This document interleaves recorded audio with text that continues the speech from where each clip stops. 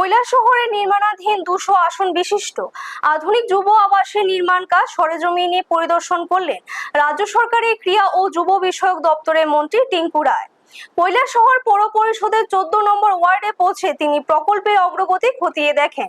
পরিদর্শন শেষে মন্ত্রী জানান, আসন্ন দুর্গাপূজার শুভকালে যেন এই যুব আবাসের উদ্বোধন করা যায়, সেই লক্ষ্যে নিয়ে তিনি দ্রুত গতিতে কাজ এগিয়ে নেওয়া হচ্ছে।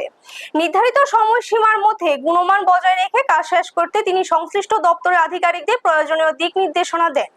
এই যুব আবাসটি চালু হলে অঞ্চলে আয়োজিত বিভিন্ন ক্রীড়া, সাংস্কৃতিক এবং যুব উন্নয়নমূলক কর্মসূচিতে অংশ নেওয়া যুবক যুবতীদের আবাসনের একটি বড় সমস্যার স্থায়ী সমাধান হবে বলে আশা করা হচ্ছে।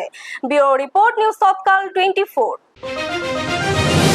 আমাদের কৈলাসহরে যুব আবাসের কাজ শুরু হয়েছে বেশ কিছুদিন হলো, তো তার কাজ আজকে আমরা আবার পুনরায় দেখতে আসলাম। আমাদের লক্ষ্য হচ্ছে দুর্গাপুজোর পাশাপাশি আমরা যেন এটাকে ওপেনিং করতে পারি, তার জন্য আমাদের আধিকারিকগণ যারা আছেন এখানে, যারা কাজটা করাচ্ছেন, তাদেরকে নিয়ে আজকের আমাদের এই পর্যালোচনা হল। দেখলাম যেগুলো ত্রুটি বিচ্ছুতি রয়েছে সেগুলোকে সংশোধন করা এবং এডিশন কিছু কাজ যেগুলো রয়েছে সেগুলো আমাদের বলা হলো। আমরা চাইছি দুটো যুব আবাস একসঙ্গে, উদয়পুর এবং কৈলাসহর দুটো যুব আবাসকে দুর্গাপুজোর পাশাপাশি আমরা এগুলোকে যেন উদ্বোধন করতে পারি।